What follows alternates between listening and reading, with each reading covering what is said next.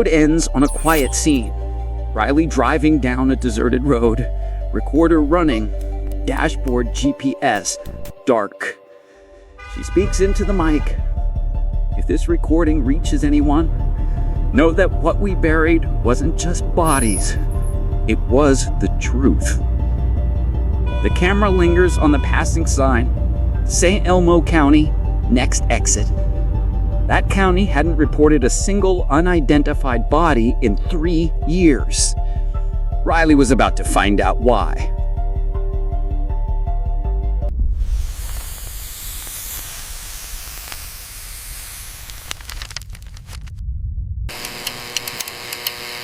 St.Elmo County's Public Records Office sat in a trailer behind the courthouse, where records were still logged by hand.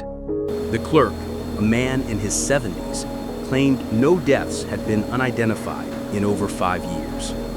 When Riley asked about death certificates for unclaimed bodies, he looked confused. Don't get many of those. She requested the death records from 2015 to 2020. He returned with only 3 folders. 2 of them were missing signatures. Where's the signature?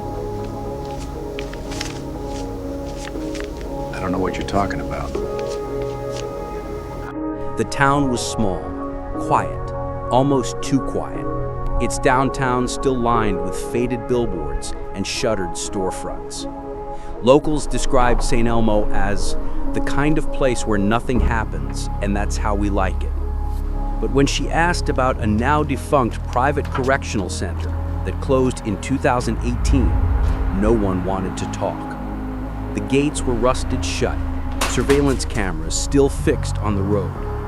Her camera lens caught a warning sign: no trespassing, property of LEXCOR Holdings.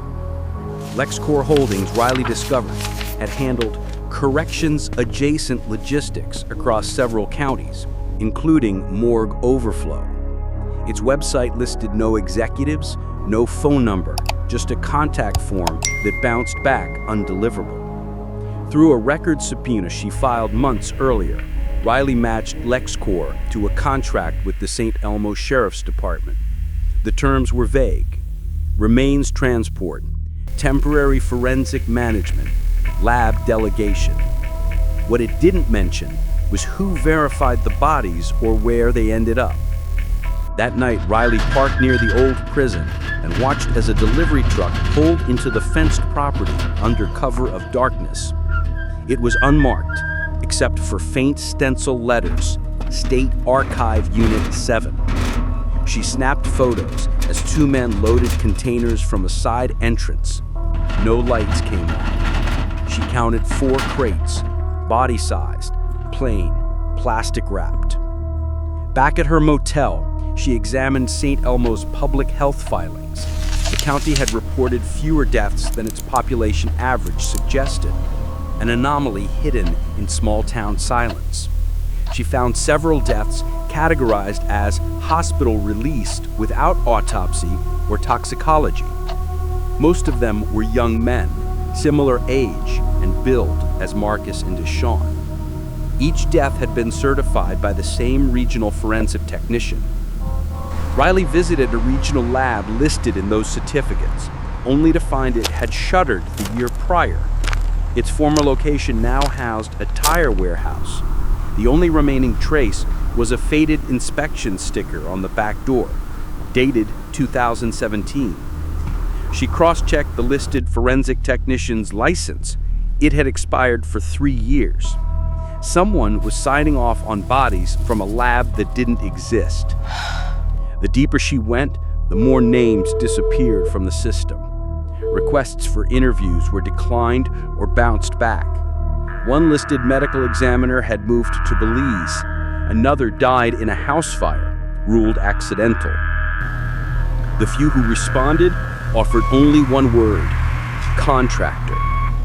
No one could say who these contractors worked for, just that they showed up and left paperwork. She sent the photographs of the crates to her journalist contact. He ran them through image matching software, identifying the same type used in FEMA cold storage and military repatriation. Their usage was tightly regulated, except in state overflow situations. There were no declared emergencies in St.Elmo County that year. The crates, Riley realized, weren't meant to be seen. Inside an abandoned post office near the prison grounds, Riley discovered stacks of labeled forms scattered across dusty shelves. She took photos of a file stamped "Transfer, Closed File 6F, Unidentified." It included a QR code linking to a blank page and a sticky note, "Do not scan, audit risk." Every form used identical wording, "Remains released under special authority." She now had physical evidence, but no official chain of command to attach it to. The final scene shows Riley standing at the edge of a clearing behind the old prison. A row of disturbed earth ran parallel to a utility fence. Shallow, uneven, too new for erosion. She didn't dig yet. Instead, she took a GPS reading and whispered into her recorder, "If they buried paperwork here, what else did they bury?" The wind rustled and a dog barked in the distance, and silence. Riley filed a Freedom of Information Act request for all documentation tied to LEXCOR Holdings and St.Elmo Sheriff's Department. The response arrived 2 days later, a single page with half the text redacted. The only legible phrase read, "In the event of civil unrest or forensic overflow, activate protocol S6F."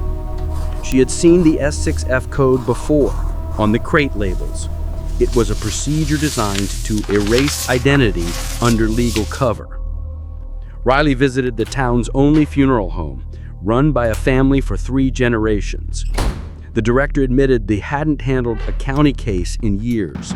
Everything goes through the state pipeline now. When asked if he ever saw the bodies before transfer, he shook his head. "We get ashes, sometimes not even labeled," he said quietly. That statement chilled him more than anything he'd uncovered. The town's library held archived newspapers dating back 50 years, but the past 6 were missing. The librarian claimed there'd been a flood, but Riley found no record of it in public reports. Even digital backups on the state news server had mysteriously skipped over St.Elmo. She realized the cover-up wasn't just forensic, it was informational. Erasure began with narrative silence. Riley reviewed traffic camera footage near the prison, hoping to trace other vehicle movements. She discovered regular 2 a.m. deliveries on the 3rd and 17th of each month, matching body transfer logs from another county. Every license plate was unreadable, plates either removed or obscured by glare. Someone had anticipated scrutiny and built invisibility into the logistics. She now suspected statewide coordination. An anonymous package arrived at her motel room, slipped under the door while she slept. Inside were photocopies of internal memos, stamped St.Elmo Facilities, Archive Disposal, Final Notice. The memos referenced 14 bodies, stored pending ID reversal, set for biomedical neutralization. No state law allowed for such a procedure. She stared at the phrase, ID reversal, unable to shake its implications.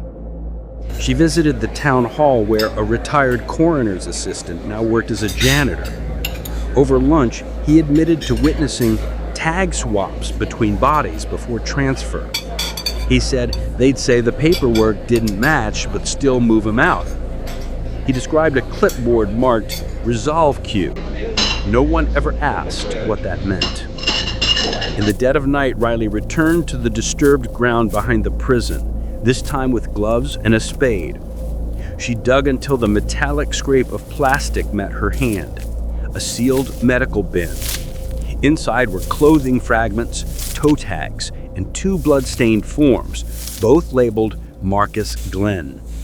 She sat back in the dirt, hands shaking. One of the forms had Jalen Ford's name listed under suspect. The following morning, she drove 2 hours to a regional FBI office with the bin sealed in her trunk. She asked to speak with the field agent on duty and handed over the documents. The agent listened carefully, took notes, then said, "We've heard pieces of this before, but never with proof." He asked her to stay silent, for your safety and for ours. She Don't say agreed, anything else. but only Don't for say now. anything else. Back at the motel, she reviewed the FBI's response. Neutral, cautious, too slow. She uploaded her findings to a secure database shared with 5 investigative teams. Then she sent a final message to her journalist contact. "If I go dark, you know where to look." Her phone buzzed once, then went black. The screen would not turn on again. The last image is Riley's recorder left on the motel table, blinking red. Her voice, calm but cold, speaks over the black screen. They didn't bury evidence, they buried identities and built a legal graveyard around them. A map appears with red dots across the state, counties with unexplained drops in missing person stats. St.Elmo is just one. Who's next? Filed.